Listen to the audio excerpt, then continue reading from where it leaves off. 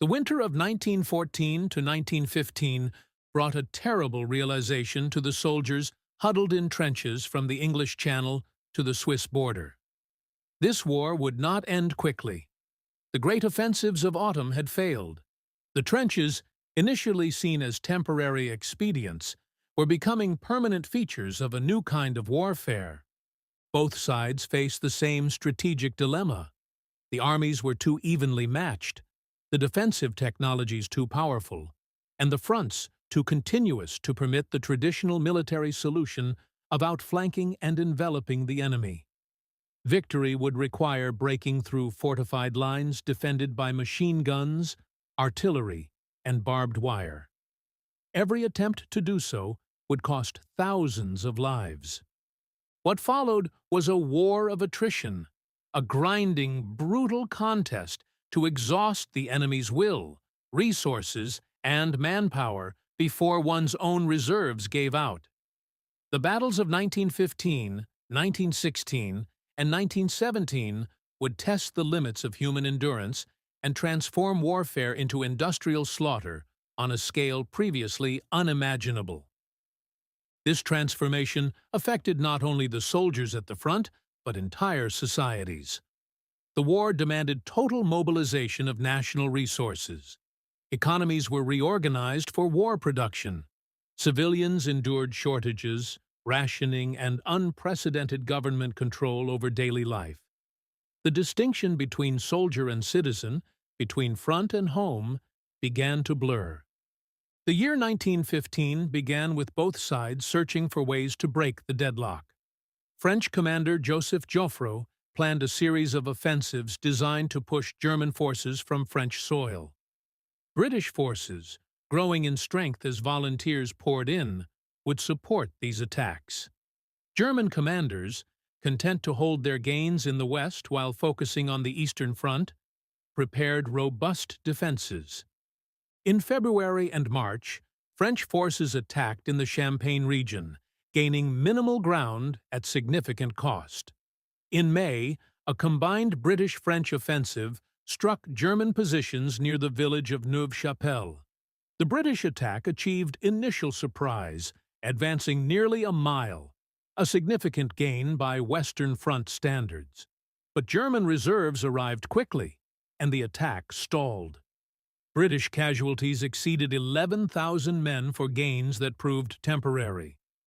These battles established patterns that would repeat throughout the war. Artillery bombardments, intended to destroy enemy defenses and wire, warned of impending attacks and gave defenders time to bring up reserves. When infantry finally advanced, they found wire uncut, machine gun nests intact, and prepared defenders waiting. Even successful attacks that captured enemy trenches faced immediate counterattacks by fresh reserves. The depth of defensive positions and the speed of rail transport favored defenders over attackers. Both sides expanded their trench systems, creating multiple defensive lines. If attackers captured the first line, they immediately faced a second, then a third. Reserves positioned miles behind the front could reach threatened sectors faster than attackers could exploit success. The tactical problems of offensive warfare seemed insoluble with existing technology and doctrine.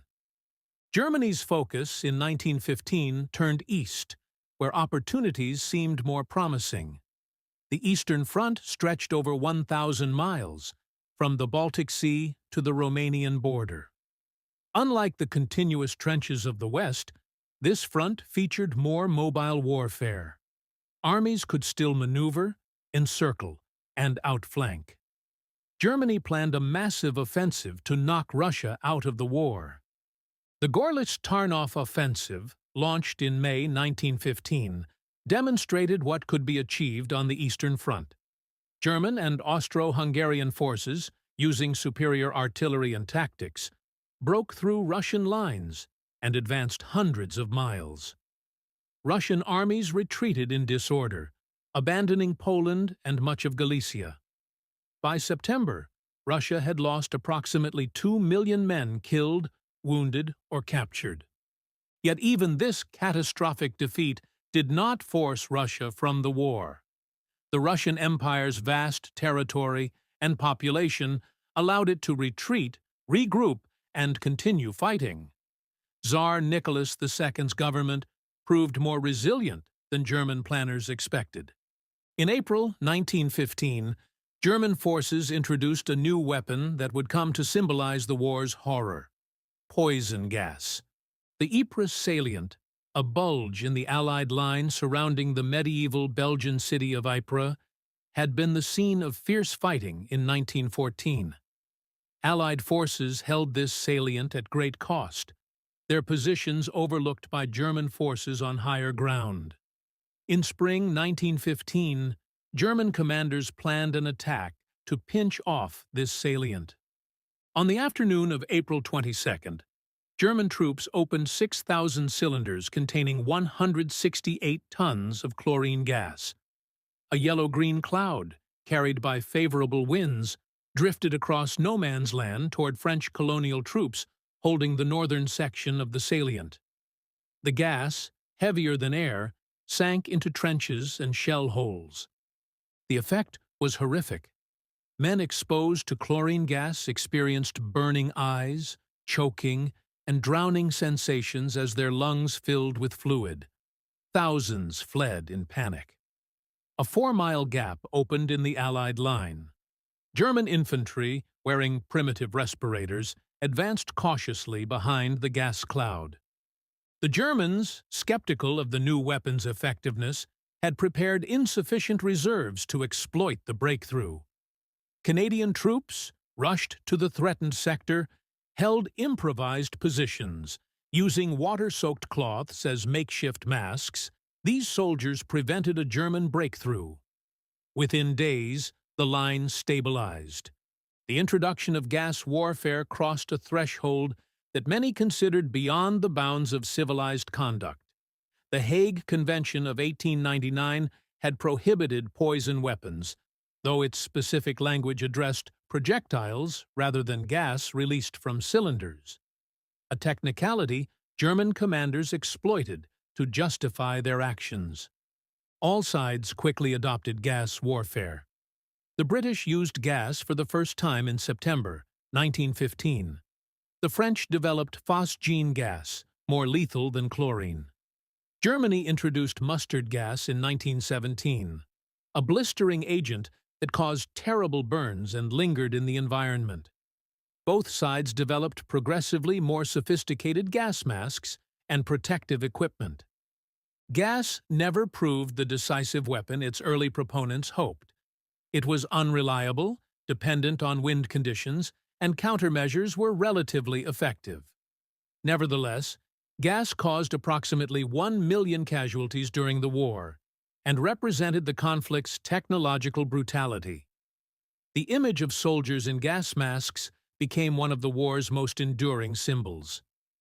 In late 1915, German Chief of Staff Erich von Falkenhayn conceived a strategy based on a grim calculation. Unable to achieve breakthrough on the Western Front, Germany would instead bleed France white through attrition at a carefully chosen location where French national pride would compel them to defend, regardless of cost.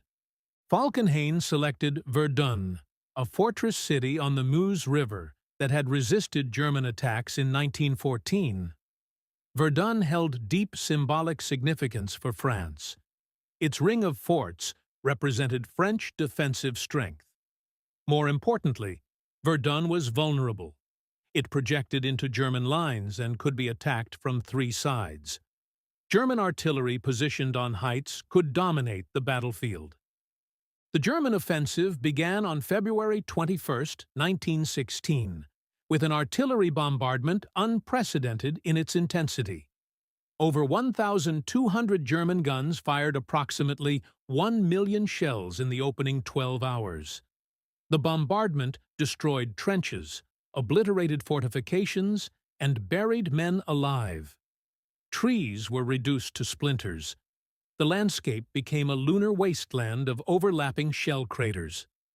German infantry, advancing behind the barrage, overwhelmed French defenders. Fort Douaumont, The strongest fortress in the Verdun system fell on February 25th with minimal resistance. Its garrison had been reduced to a skeleton crew. German forces seemed poised to capture Verdun itself. French commander Joffre appointed General Philippe Pétain to organize Verdun's defense. Pétain, recognizing that holding Verdun was essential for French morale, established an effective supply system along the single road connecting Verdun to the French rear, the Voie Sacrée, the Sacred Way. An endless stream of trucks carried supplies forward and rotated fresh troops into the battle. Nearly every French soldier would eventually serve at Verdun. The battle settled into a horrific struggle of attrition. German attacks continued month after month. French defenders fought desperately for every position. Artillery fire was constant. Individual hills and ravines changed hands repeatedly. Casualties mounted at staggering rates. Fort Vaux fell in June after a heroic defense during which the garrison was reduced to drinking their own urine. The final German offensive in early July brought their forces within 2 miles of Verdun, but the offensive had lost momentum. German casualties approached French casualties, precisely the opposite of Falkenhayn's plan. More critically, the Battle of the Somme, launched by the British on July 1st, forced Germany to divert reserves from Verdun. French counterattacks beginning in October recaptured much of the ground lost earlier. Fort Douaumont was retaken on October 24th. By December, when the battle finally ended, the front line had barely moved. France had suffered approximately 400,000 casualties, including 162,000 dead. German casualties numbered roughly 350,000. The city of Verdun still stood, but at a terrible cost. Verdun became a symbol of French determination and sacrifice. Ils ne passeront pas, they shall not pass, became a rallying cry. The battle demonstrated both the futility of attritional warfare and the extraordinary human capacity for endurance under impossible conditions. While Verdun consumed French resources, British forces prepared their largest offensive of the war. The Battle of the Somme was designed to relieve pressure on Verdun and break through German lines on a broad front in northern France. General Douglas Haig, commanding British forces, planned a methodical offensive. A week-long artillery bombardment would destroy German defenses, cut wire, and demoralize defenders. Infantry would then advance and occupy German trenches. Cavalry, held in reserve, would exploit the breakthrough and restore mobile warfare. This plan rested on several assumptions, all of which proved fatally flawed. British commanders assumed artillery could destroy German defenses. They assumed German soldiers would be unable to resist after such bombardment.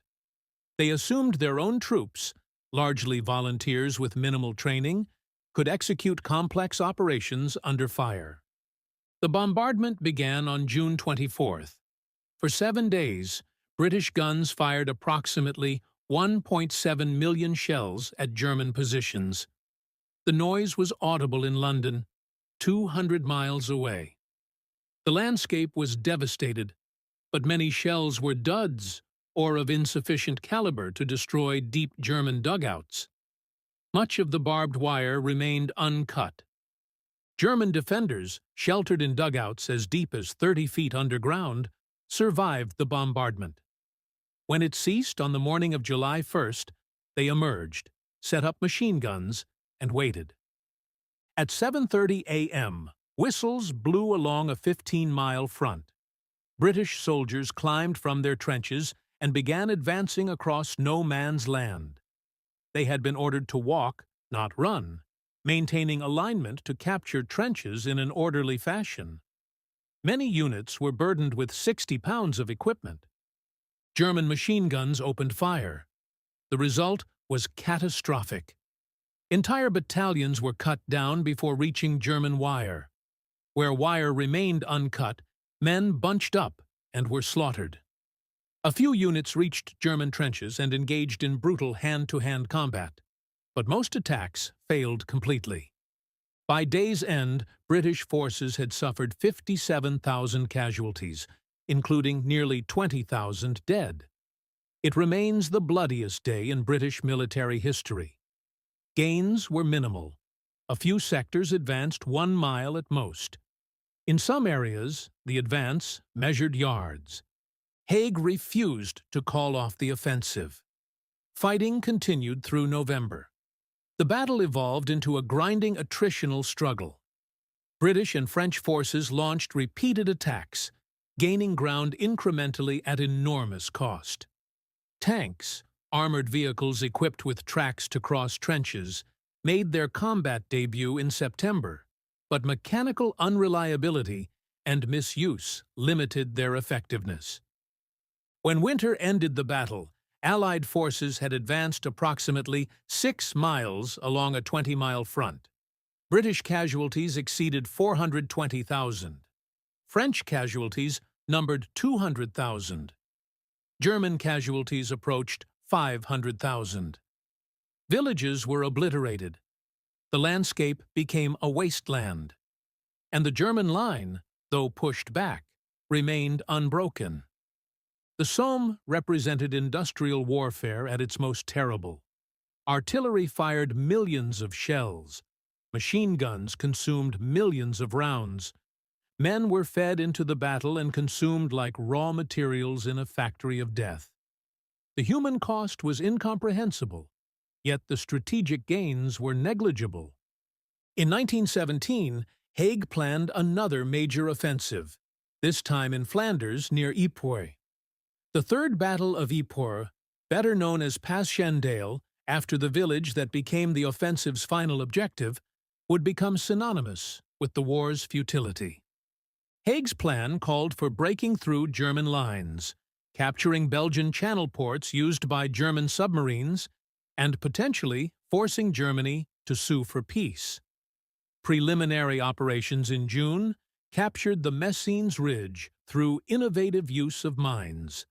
19 massive explosions that killed an estimated 10,000 Germans and could be heard in London. The main offensive began on July 31st. Once again, a massive artillery bombardment preceded the infantry assault. But this bombardment had an unintended consequence. The Ypres region, reclaimed from the sea centuries earlier, had poor drainage. The bombardment destroyed drainage systems and churned the soil into mud.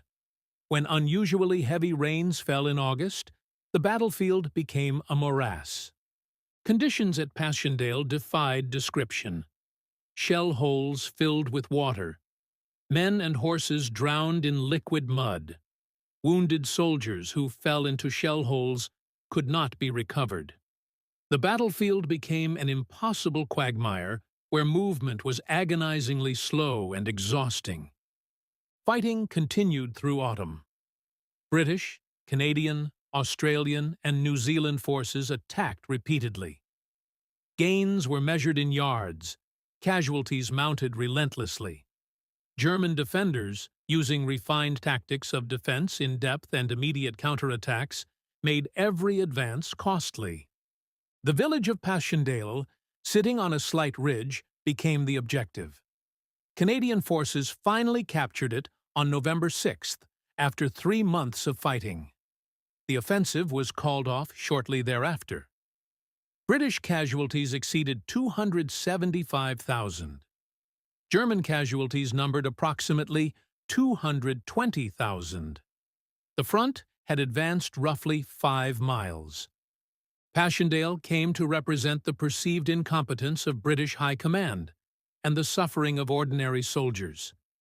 The image of men struggling through mud, of bodies disappearing into shell holes, of endless casualties for meaningless territorial gains, became central to the war's memory. Whether the offensive ever had realistic prospects of success remains debated, but its human cost was undeniable. While the Western Front consumed attention, the war in the East followed its own trajectory. The Russian Empire, despite vast resources, struggled with inadequate industrialization, corruption, and incompetent leadership. Russia's 1916 summer offensive, the Brusilov Offensive, initially achieved remarkable success. General Alexei Brusilov used innovative tactics, attacking along a broad front rather than concentrating at a single point, to break through Austro-Hungarian lines. Russian forces advanced up to 60 miles, captured hundreds of thousands of prisoners, and nearly knocked Austria-Hungary out of the war. But the offensive exhausted Russia's remaining strength. Casualties exceeded 1 million men. Equipment shortages became critical.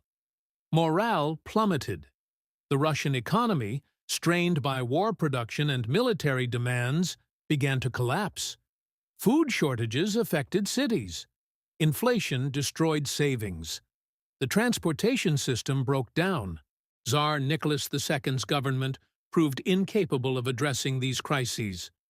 The Tsar himself took personal command of the armies in 1915, a decision that tied him directly to military failures.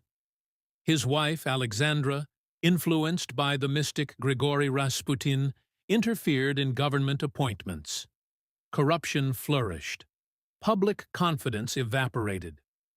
In March 1917, strikes and bread riots in Petrograd escalated into revolution. Military units sent to suppress protests instead joined the demonstrators. The Tsar abdicated on March 15th. A provisional government assumed power, committed to continuing the war despite growing public opposition. The provisional government's decision to launch another offensive in July 1917 proved disastrous. Russian forces attacked in Galicia, but were routed by German counterattacks. Discipline collapsed. Soldiers deserted en masse. The army was disintegrating. In November 1917, Vladimir Lenin's Bolshevik Party seized power in a second revolution. Lenin had promised peace, land, and bread. One of his first acts was to propose an immediate armistice. In December, Russia and Germany began peace negotiations. The war in the East was effectively over.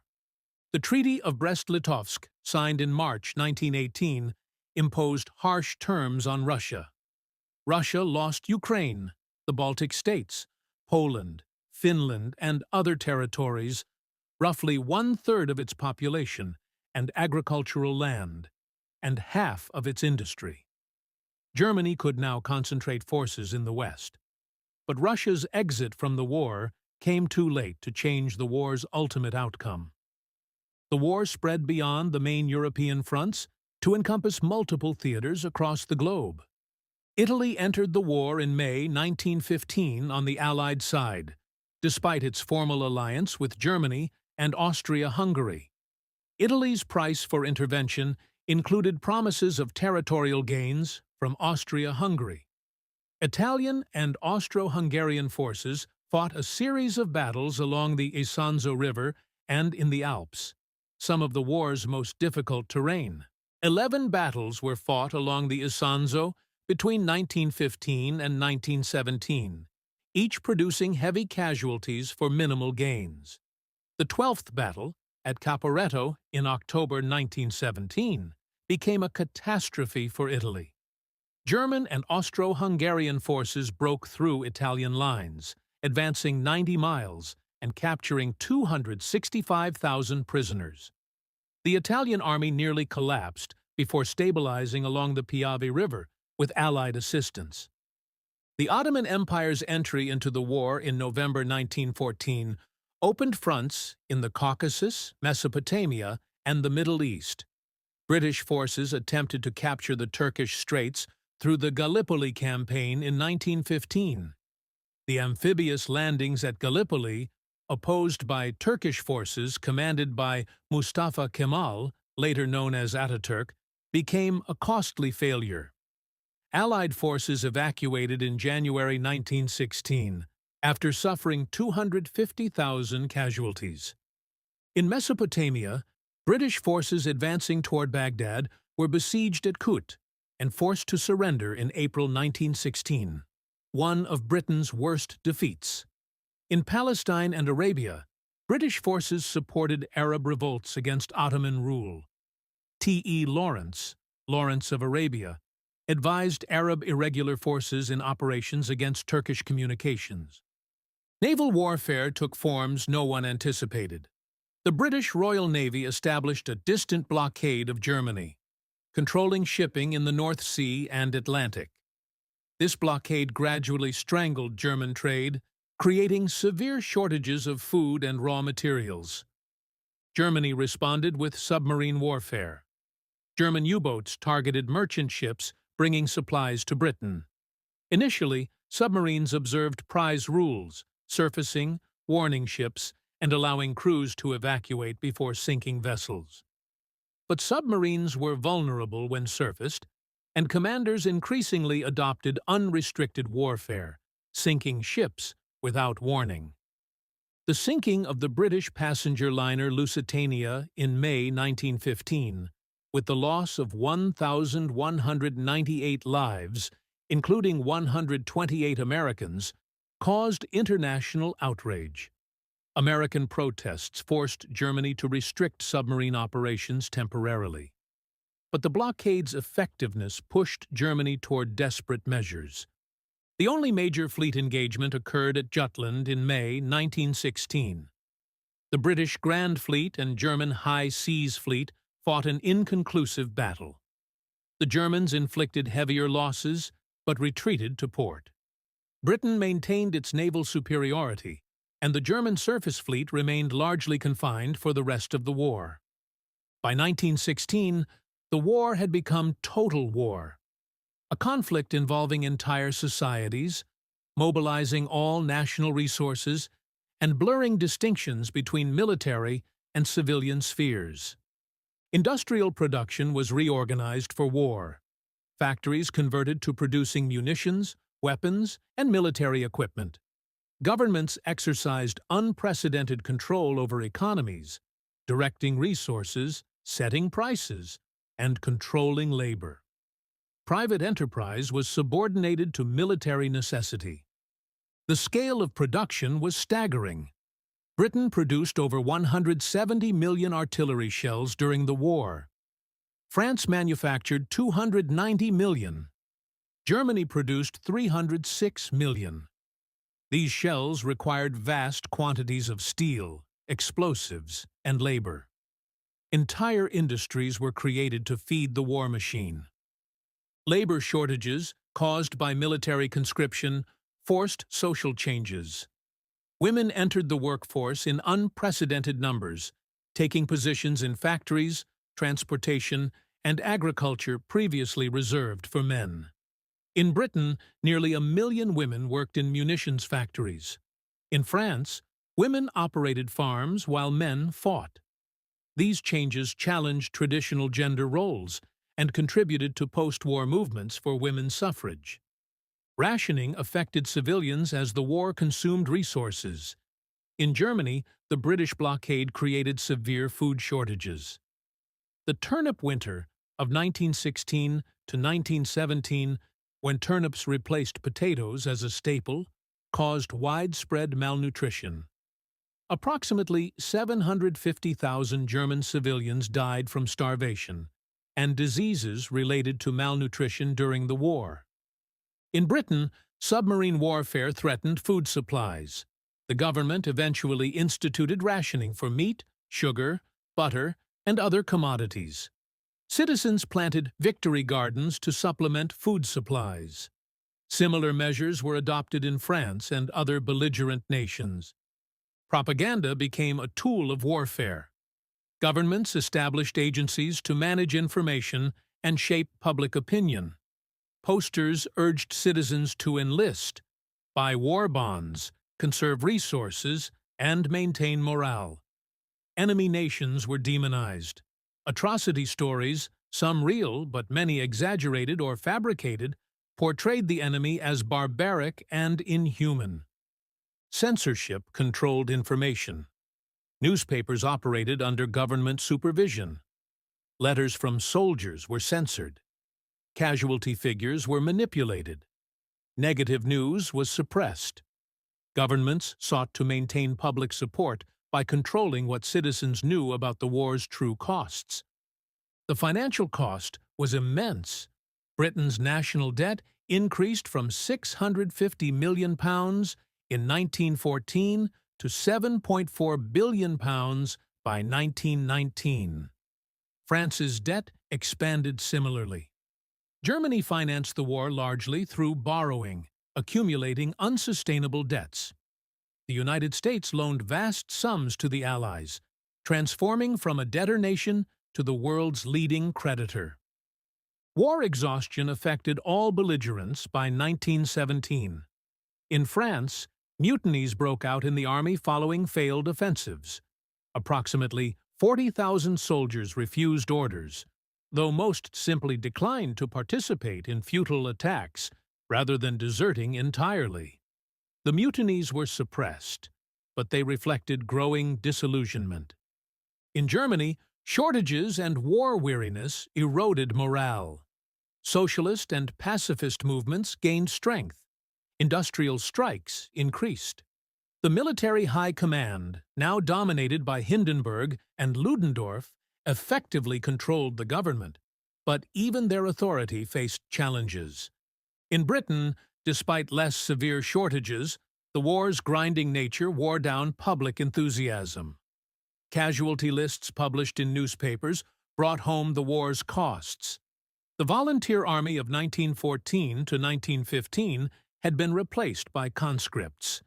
The initial patriotic fervor had evolved into grim determination. Austria-Hungary faced disintegration as Czech, Slovak, Romanian, and South Slav populations increasingly questioned why they should fight for the Habsburg Empire. Food shortages were severe. The new Emperor Karl, who ascended the throne in November 1916, secretly explored peace negotiations but achieved nothing. By the end of 1917, the war had reached a critical juncture. Russia had collapsed and was negotiating peace. The United States had entered the war in April 1917, responding to German unrestricted submarine warfare and the Zimmermann telegram's revelation of German attempts to incite Mexico against the United States. But American forces would not arrive in significant numbers until 1918. Germany faced a narrow window of opportunity. It could transfer forces from the Eastern Front before American forces arrived in strength. One final offensive might achieve victory before Germany's resources were completely exhausted. The alternative was defeat, as American industrial might, and fresh troops tipped the balance irreversibly toward the Allies. France and Britain were also near exhaustion. 3 years of fighting had consumed a generation of young men. Economies were strained. Populations were weary. Yet they had endured. The question was whether they could continue to endure through another year of war. The Ottoman Empire was crumbling. British forces had captured Baghdad in March 1917 and were advancing in Palestine. The Arab revolt was disrupting Turkish communications. The empire that had once threatened Vienna in the 16th century was in its death throes. Austria-Hungary was held together largely by German support. Its armies were depleted. Its subject nationalities were restive. Its economy was collapsing. The multinational empire could not sustain the strains of total war much longer. The war had fundamentally transformed warfare itself. Airplanes, initially used for reconnaissance, had evolved into fighters and bombers. Tanks, introduced at the Somme, were becoming more effective. Communications, logistics, and organization had grown more sophisticated. Warfare had become industrial, technical, and impersonal.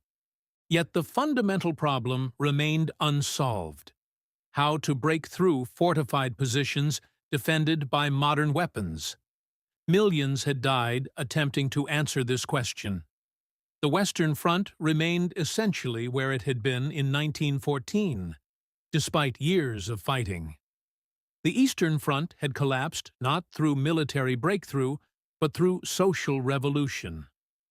The war had become a test of endurance. Which side could endure longer? That would determine victory. The answer would come in 1918, in a final series of campaigns that would at last break the deadlock and bring the war to its conclusion.